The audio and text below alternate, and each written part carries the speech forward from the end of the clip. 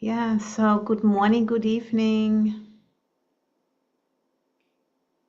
As we are meeting on this little island, in this little pocket of sanity, in the midst of a sea of transformation. And I think we can all feel it in our bones and can't really, put our finger exactly on what's happening, but there's certainly something underway which is different than just a few years ago.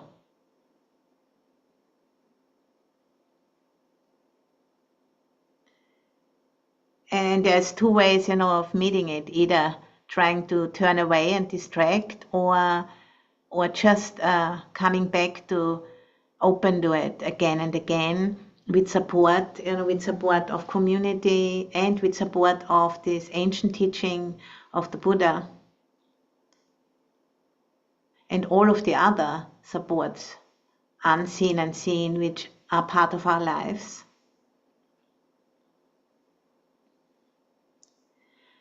Last time I have been speaking about finding a different way to move with all of this. As we meet the hardness of established structures starting to crumble, and bringing in the quality of what's called metta, loving kindness in the Pali Canon, which stands for the quality of water, which is cohesion, flow, fluidity, and like a gentle power. You have all seen rocks, which get worn down through the action of water over a long, long time. They can cut through mountains, really. It's that kind of power which we need to remember to embody by, staying in relationship. And then sometimes we might just need a short break from it as well. But that's also, knowing what we need. So metta, cohesion, water. And I remember, when I was in a monastery in England, when people would bring meal dana or other kinds of dana, donations, people from Sri Lanka in particular, but also Thailand, they would do the water pouring ceremony while the Sangha was chanting the acknowledgement of the offering, and it was like a bowl of water with a smaller bowl inside and a little flask of water, and then while the Sangha was chanting, they would pour the water into the smaller bowl, and then the bowl would fill and then would overflow into the bigger bowl, the water. And that was the ritual, that was the symbol for the overflowing of that quality of loving kindness, cohesion, as they were offering the merit of this dana to maybe departed relatives or any other situation. And then afterwards the water was, brought outside and poured at the foot of a tree or rose bush or whatever people chose. So this quality of cohesion, of staying in relationship, even it's difficult.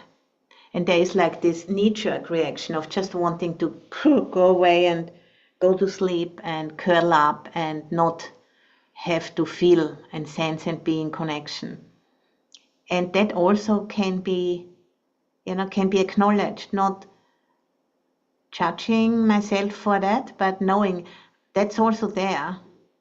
And it's understandable, but then, with a lot of gentleness, bringing space to that, bringing awareness to that, and then continuing to ask myself the question, do I want to be an ally of life in this time of great build-up of pressure and the resulting changes?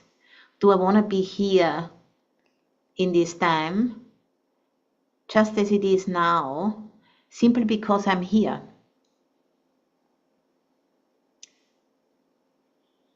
Because, we are here, so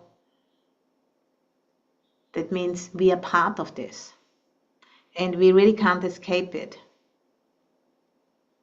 And then also, being really honest and noticing if there's parts of us which don't want to be here, which don't want to experience this. And to include the resistance as a practice by bringing space to our full experience. And in order to, for that to happen, we need to put in some energy, need to master curiosity, what's called the 7 factors of awakening in the early Buddhist teaching. Energy, curiosity, dedication, to really want to be with our full experience. And not just simply drowning in old habits, by trying to hold on to some kind of idea of how it should be. And honoring, the holding on and the anxiety and the fear and the resistance, not by, putting ourselves down for it, but noticing, okay, this is also here, we need to include it, because we can't just wish it away. That doesn't work, because it simply goes underground and, influences us unconsciously. So practicing my way into my life, as it presents itself, as the transition or the process which is now happening on this planet, and more and more of us are becoming conscious of it, and more of us feeling called to listen with the body, to remember how to sense and feel, and to come down from the intellect directly in the body as an organ of listening, which has emerged from the planet and is made of the same stuff as the planet. And in that way, training ourselves to be able to receive the instructions from this vast body of the earth, which is going through these great changes, which have been kicked off by the behavior of our species, of our human species. By the way, we have been gorging on fossil fuels for the last 100 years. That's like the main issue in terms how we have influenced, the biosphere. Because we were just like getting drunk, on some kind of very incomplete picture, because it just was so seductive, So that's like what happens, like a toddler wanting to eat like 3 bars of chocolate at once, because it tastes so good. And then, afterwards feeling really bad. And that's kind of us. And bringing kindness to that, and bringing even some humor to that if we can. And then, starting to understand that this urge to evolve, which we can feel as a pressure, or even, as an anxiety, or confusion, or whatever we want to call it, seeing it as a resource, seeing it as part of the guidance, part of the instructions. An urge, which is a resource, which is pulling us in the right direction, if we really can open to it. Because it teaches us on this more visceral level what we have forgotten, our complete dependency and interconnectedness with the web of life, and just, kind of looking at this concept of human supremacy, which is just very, very misguided, immature assumption, which we all have been falling for, all of us. And we speak that language, we have, we are part of systems. It's all completely wrapped up in this assumption, which is now starting to compost.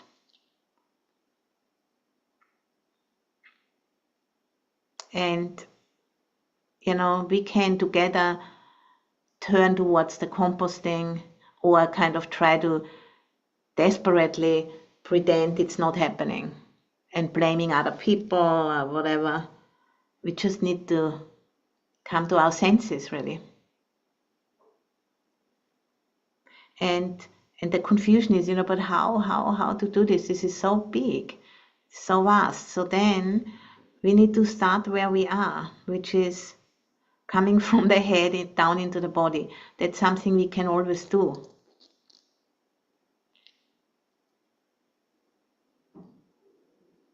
So bringing back this capacity to sense and feel,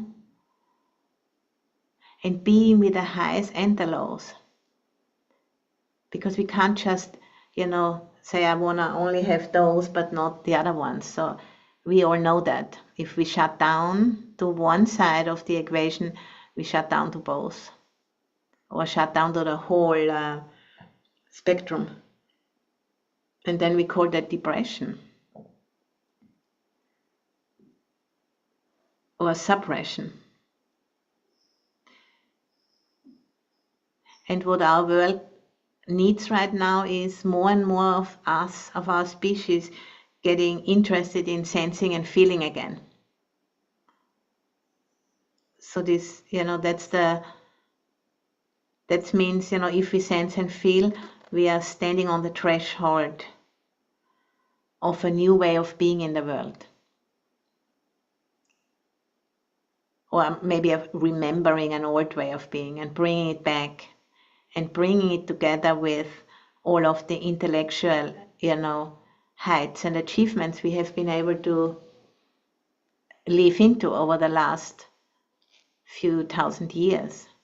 But they need to be grounded again. They need to be grounded in the reality of what it means, to eat, drink, and breathe. Simply that. And it seems so kind of ordinary to us that we don't spend much time considering it. And because of that, things have gone really dangerous, simply speaking.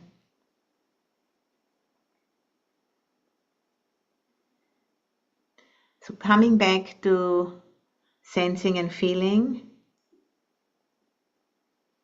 and doing it together, as a community, doing it together as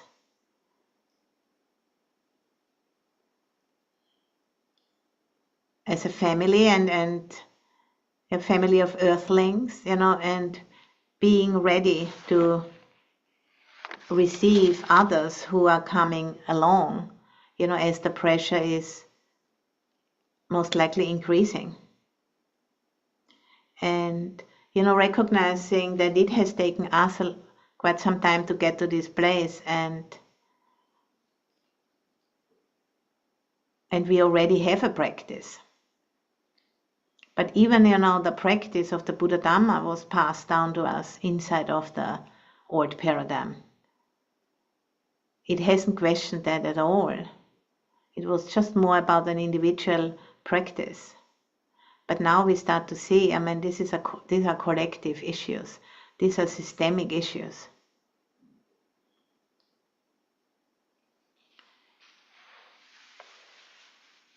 So doing something for it, which means, having the presence of mind and putting in the energy to bring space and awareness to our experience.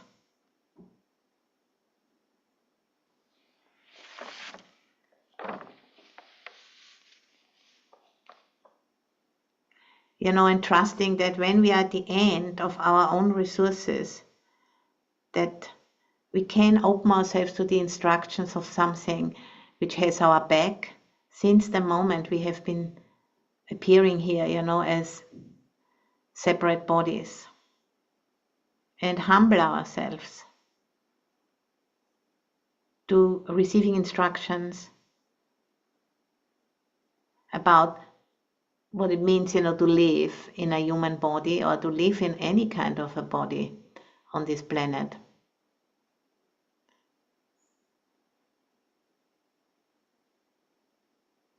So applying some methods, to expand perception and to take in the possibility of doing and being differently. And learning from the modern human world. Species, which have been around here so much longer than us, without creating havoc in the way our species has managed to do.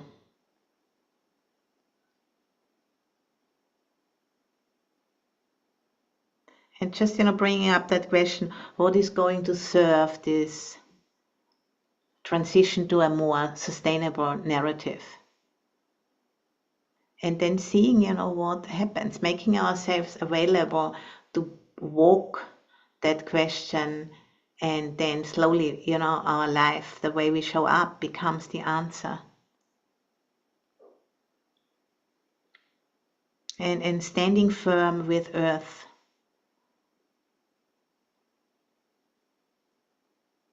And asking ourselves the question, what is the fullness we are each asked to step into individually and collectively? A new way of looking, which is just beyond the boundaries we have been conditioned into, trained into, believing what is possible and what isn't possible, and what's allowed and what isn't allowed, and all of those things.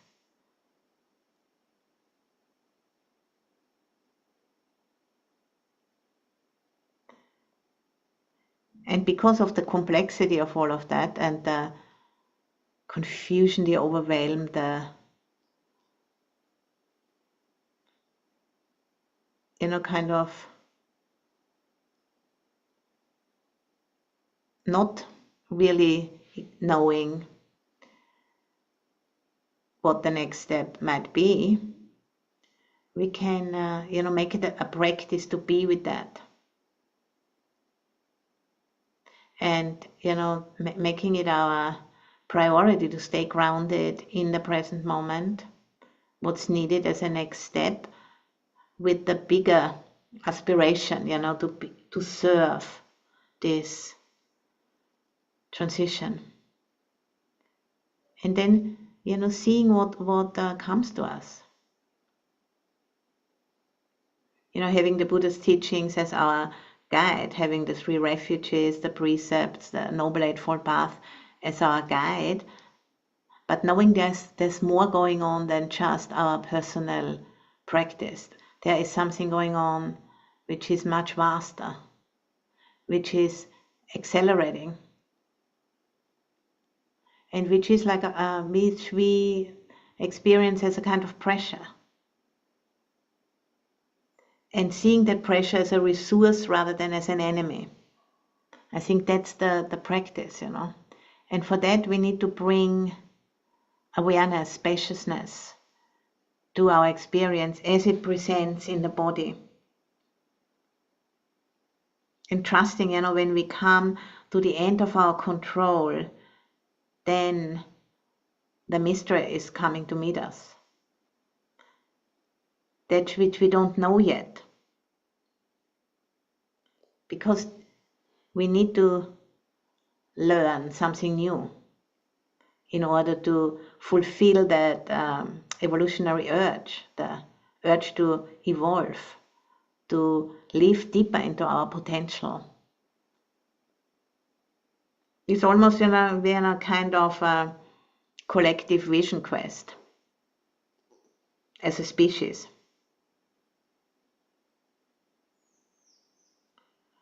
How can we live more fully into our potential as collaborators with the web of life, as stewards, which our forebears have been living in this way, and there is still indigenous nations which live in that way. But how can this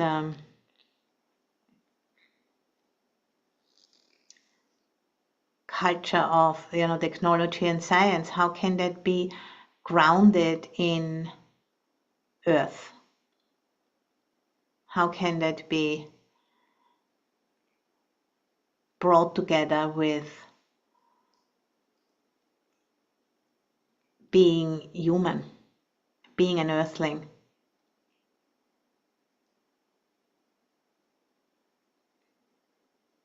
And, as we all know, we can only start where we are right now, and we have this body right there as our portal. And the Buddha has said, everything we need to know for full awakening is in this, he called it this fathom long body. And in the night of his awakening, he is on record for having touched the earth, calling her to be his witness that he has fulfilled, his work.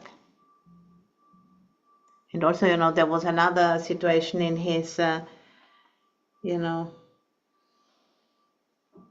life when he was, after practicing, I think for 7 years or so, very austere ascetic practices, and then, being really exhausted and emaciated and no longer able to practice. And then a young woman brought him a bowl of rice pudding, which he ate, taking in the nourishment from the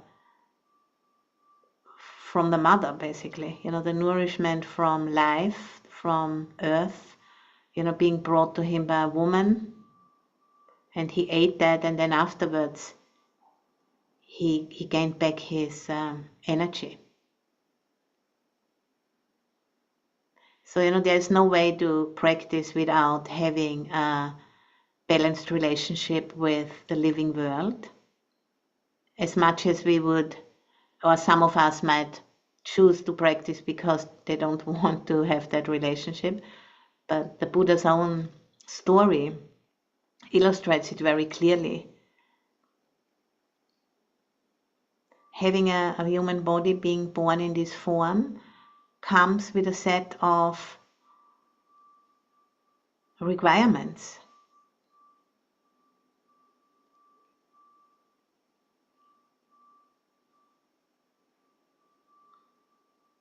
And that's why we can start by coming back to the body and sensing into the body and with the body and through the body, into the instructions coming to us from the web of life, coming to us from the ground up at this time of transition, which we ourselves have brought about by the way we have been conducting ourselves, and now the limits have been reached, and now we need to reckon with that, and we need to do it together because it's really a joint mission.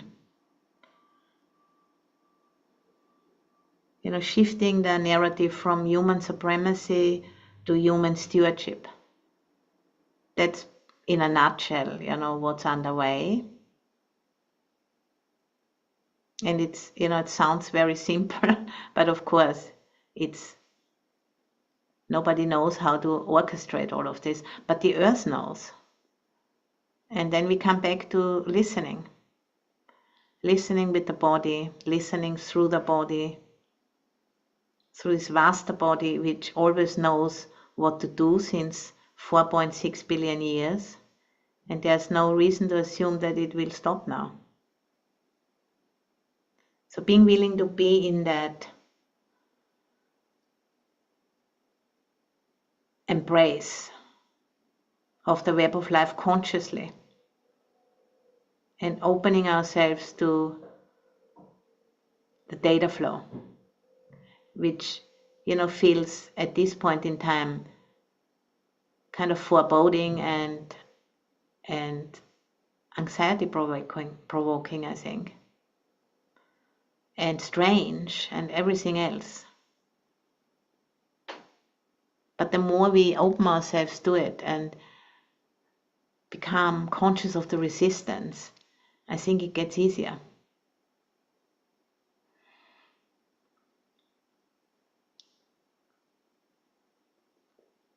So let's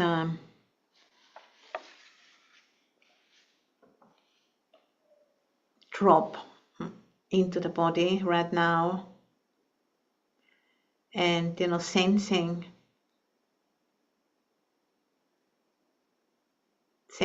whatever is there, and considering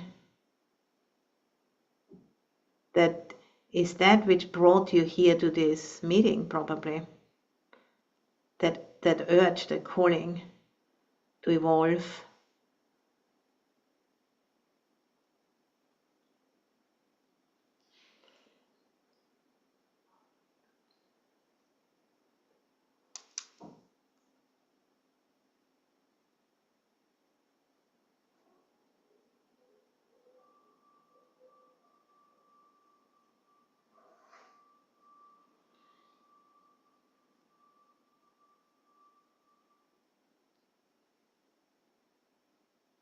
And just making space for it by with the in-breath, noticing the spaciousness which is there, as the chest expands, the belly expands. And then with the out-breath, any stress, any tension, just allowing it to drop down.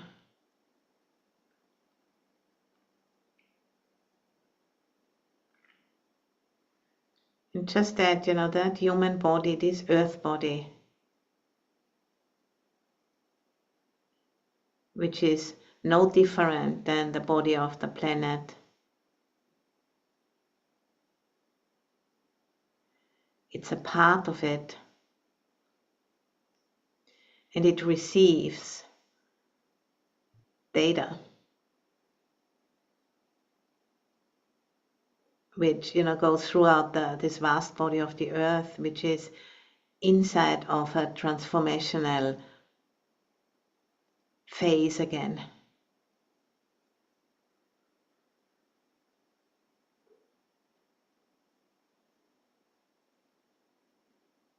And we need to roll with it, we need to go with it, we can't stop this, but we can participate. And under the vulnerability which this way of looking brings about is also not producing that the humility needed to be able to receive instructions.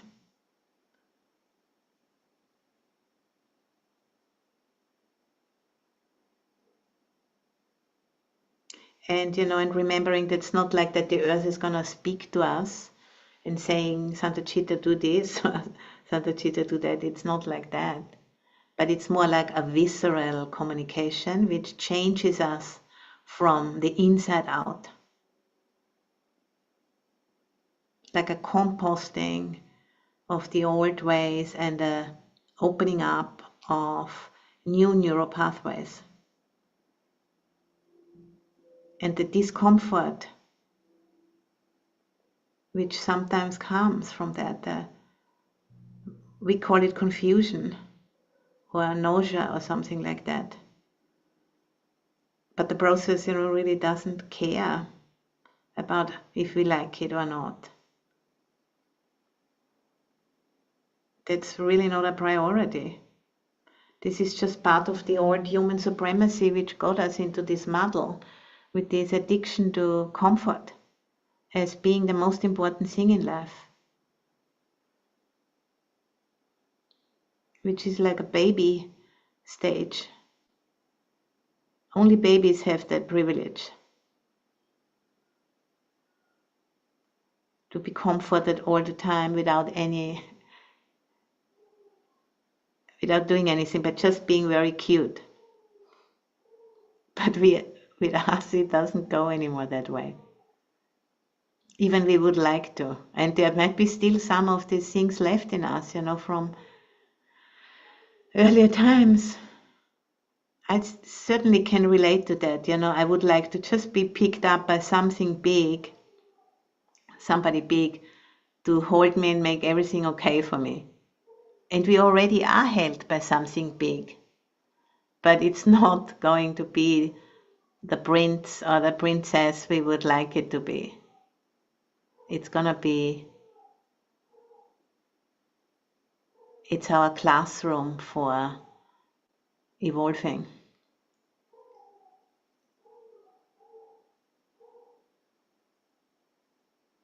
So it's also different. It's also different.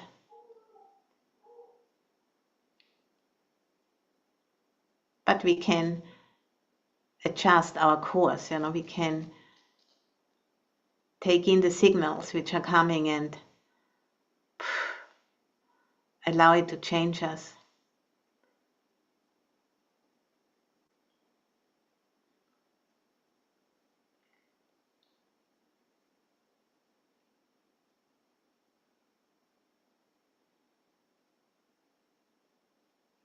And knowing that we already have that connection because that brought us here, that recognition we already are doing it. But we can, surrender to it more fully by noticing, that we are not alone with this.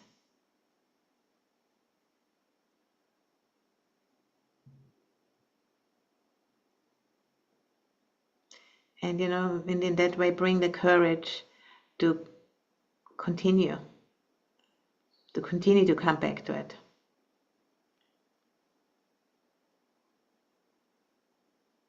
To just simply sit and sense that which calls us.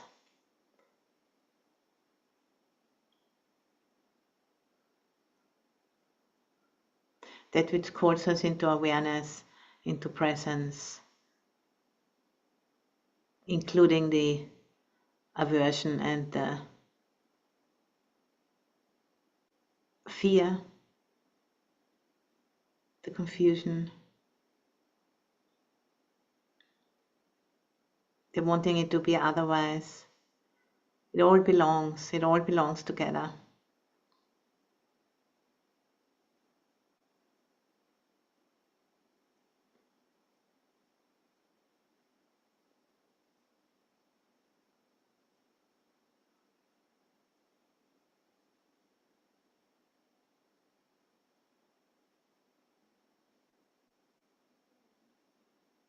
Just, letting go of thinking. And if you notice, your mind wanders off, just gently bringing it back to sensing and feeling the body from inside. The weight of the body, the gravity which keeps us in place.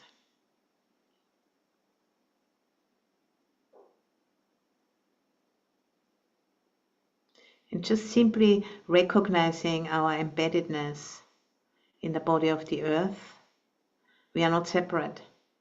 This is the basic misunderstanding of the old paradigm that needs to be remedied by awareness, the mindfulness, energy, curiosity.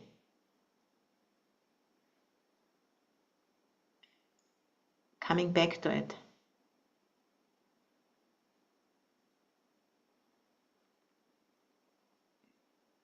So by basically, building new neural pathways based on this embeddedness and non-separation. And that is a multi-generational undertaking. And, big changes in the past, evolutionary changes were also multi-generational, of course. They're building up slowly and then bloop, they are bursting into reality. But it's not happening in a moment. There's underground, is this build up, and for us, underground, I mean in the body. Because the body is part of the planet, it's our grounding.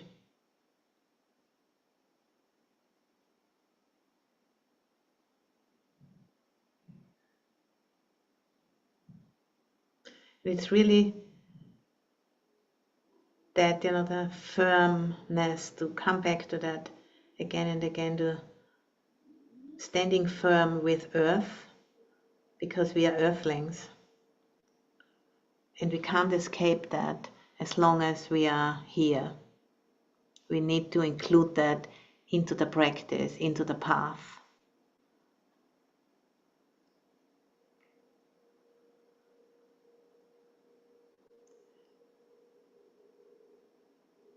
As much as we would like to be already done with all of it, maybe, but that's not how it works.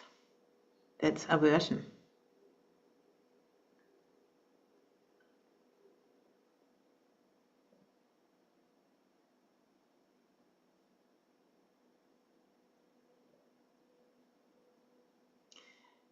And coming back to the simplicity of the aliveness, the vibrancy.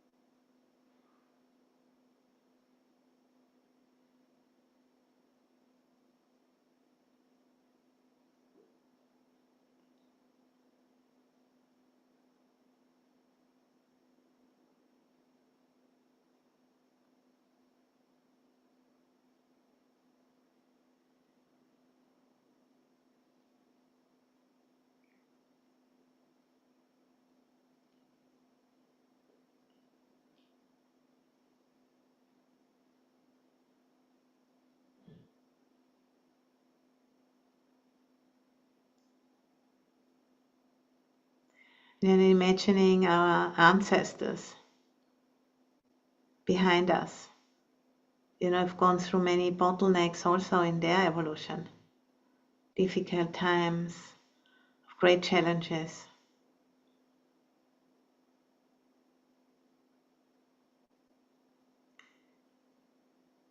And knowing that if we meet those challenges in the right way, they are becoming our incentive for growing more fully into our potential.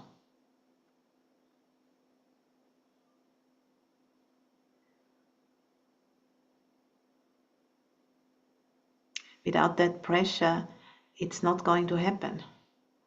And I think last time, I quoted Carl Gustav Jung, who's saying, there is no development in consciousness without pain. That's the pressure. And to, see that as an ally, really. An ally in this process of growing into our potential. And, having the Buddha's teaching as a body of wisdom which can help us to understand, to really stand under.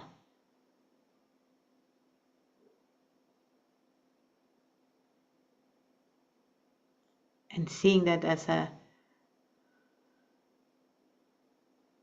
support for growing. In the Buddhist teaching it's called dukkha, the first noble truth, which is the experience, which opens the path if it is seen for what it is. That is the result of clinging.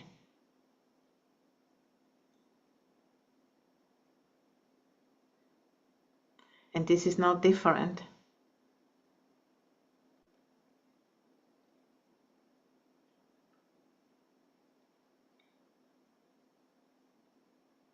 Clinging to old ways, small and big, personal and collective.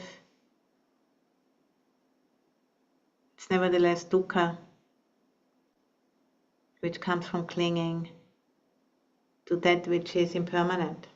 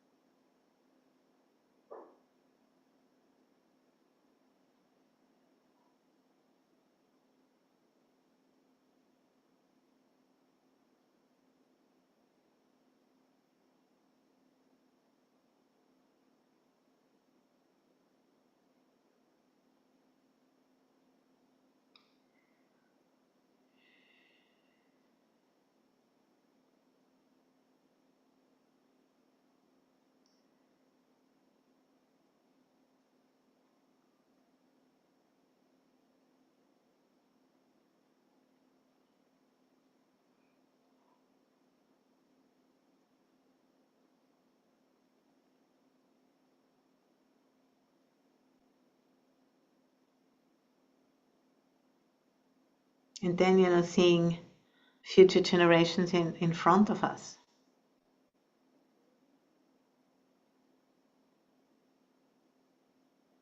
And when I visualize future generations, I always see them, beckoning me to keep going, keep engaging,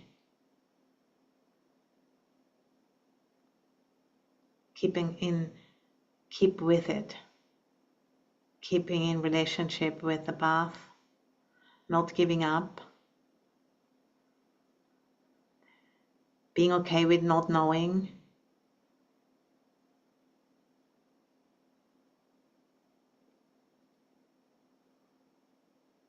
and trusting the intelligence of the process itself.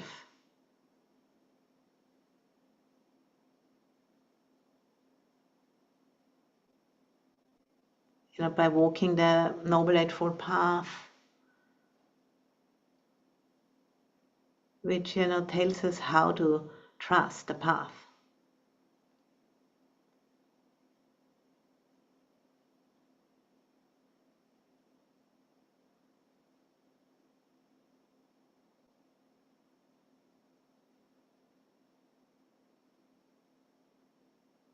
And how to use everything which is in resistance to that as a fuel for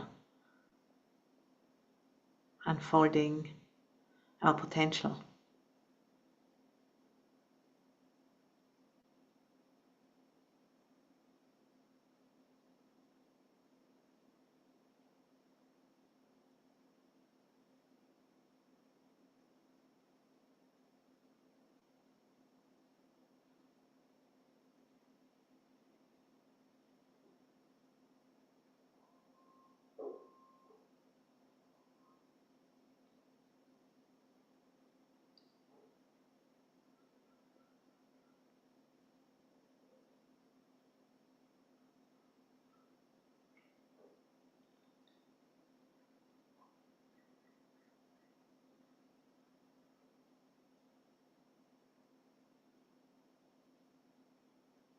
And in that way, we can add something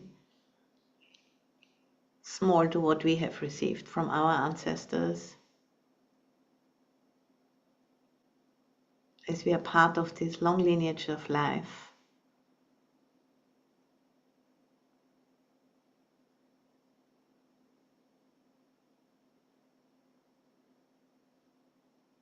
And doing our bit, as we are practicing for full liberation from that wheel of samsara.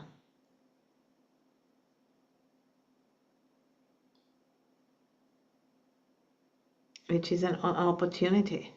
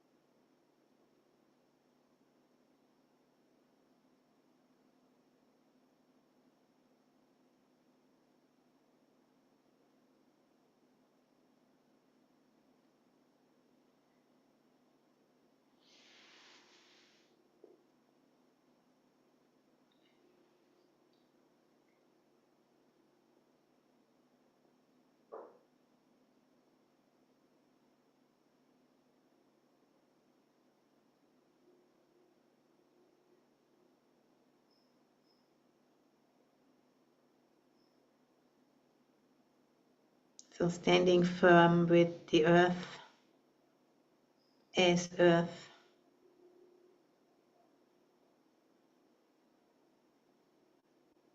the vastness, the stillness, the stability.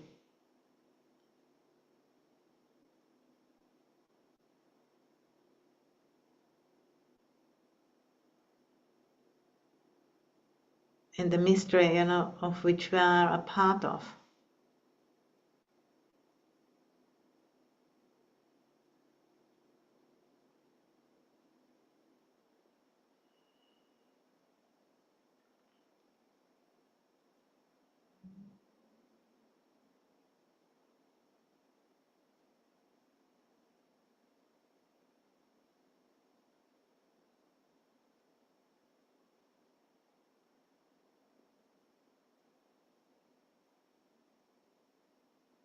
We are inside of earth.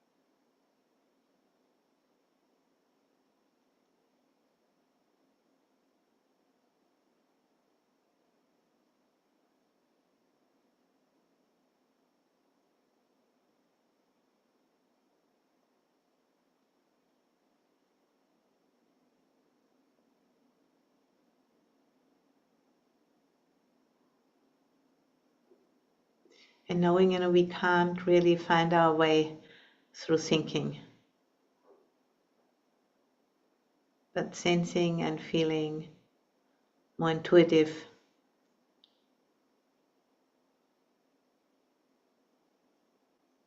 way of attuning, listening.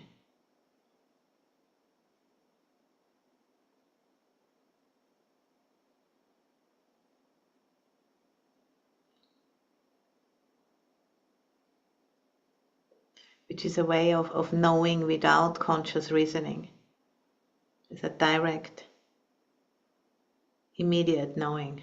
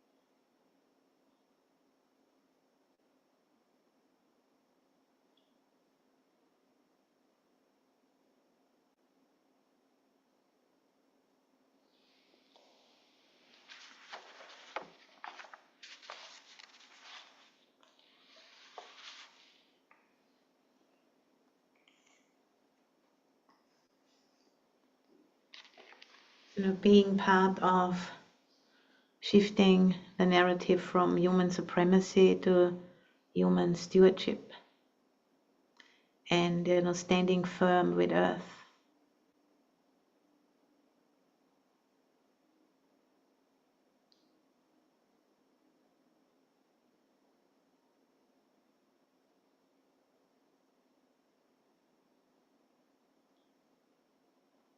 And being okay to not know how to do this, but walking the question and becoming the answer by receiving the instructions of the Earth through the body, being rewired on this visceral level. And the mystery of all of this